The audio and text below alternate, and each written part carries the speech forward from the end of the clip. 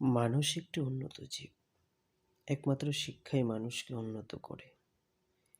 আজ পৃথিবীতে মানুষ সর্বশ্রেষ্ঠ জীব, কারণ মানুষ সমস্ত কিছু থেকেই শিক্ষা গ্রহণ করে এবং তাদের চেতনা, বিবেক, বুদ্ধি এগুলি দিয়ে নিজেদেরকে আরো উন্নতি করতে থাকে।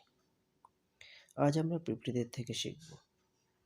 পিঁপড়েরা ছোট্ট প্রাণী হলেও আমাদেরকে অনেক কিছু শেখায়। যেমন পিঁপড়েদের একটি বিশেষ গুণ হলো একতা, যার মাধ্যমে তারা অনেক বেশি শক্তিশালী। তাদের দ্বিতীয় গুণ শৃঙ্খলা পরায়ণ।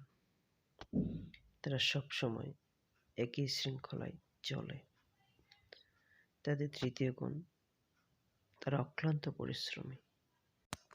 পিঁপড়েরা সারা জীবনে ঘুমায় না, সারাক্ষণ পরিশ্রম করতেই থাকে। পিঁপড়েদের আরেকটি বিশেষ গুণ হলো তারা দ্রুত বার্তাবাহক। তারা খুব দ্রুত তাদের সঙ্গী সাথীদের কাছে তারা বার্তাবাহক হিসেবে কাজ করে, তারা বার্তা পৌঁছিয়ে দেয়। পিঁপড়েদের আরেকটি গুরুত্বপূর্ণ কোয়ালিটি হলো তারা খুব সাহসী।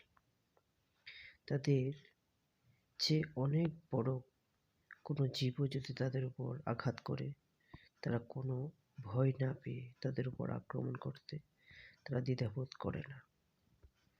পিঁপড়েদের আরেকটি বিশেষ গুণ হলো নেতৃত্বকে মান্যতা দেওয়া।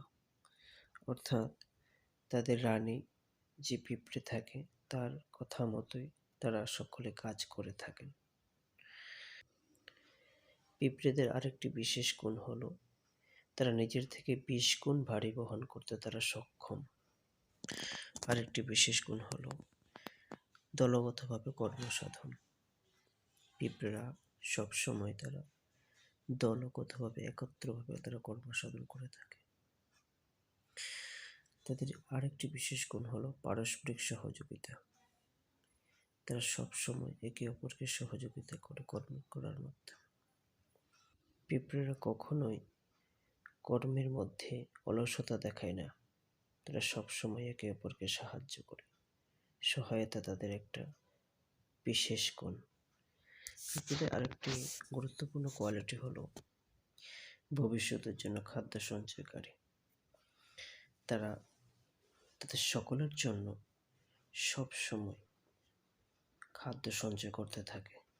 বিশেষ করে বর্ষাকাল এবং শীতকালের জন্য তারা পূর্ব থেকেই খাদ্য সঞ্চয় করতে থাকে বাসায়। তো আজকে আমরা অনেক কিছু শিখতে পারলাম।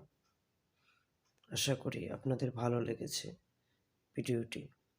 ভালো লাগলে অবশ্যই পাশে থাকবেন। ধন্যবাদ।